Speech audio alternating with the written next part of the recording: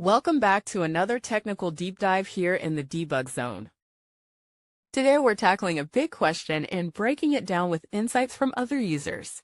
Hopefully this clears up some misconceptions and helps you get the answer you need.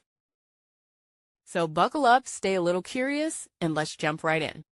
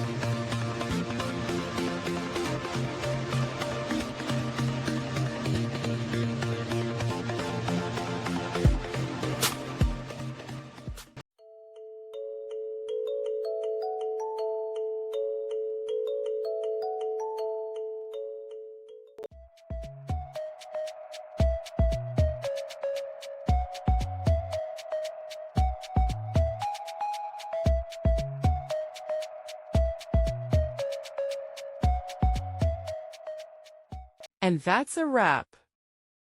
I hope you found the answer you were looking for. If you did, take a second to hit that subscribe button. It really helps out. And let me know in the comments which solution worked best for you. See you next time in the debug zone.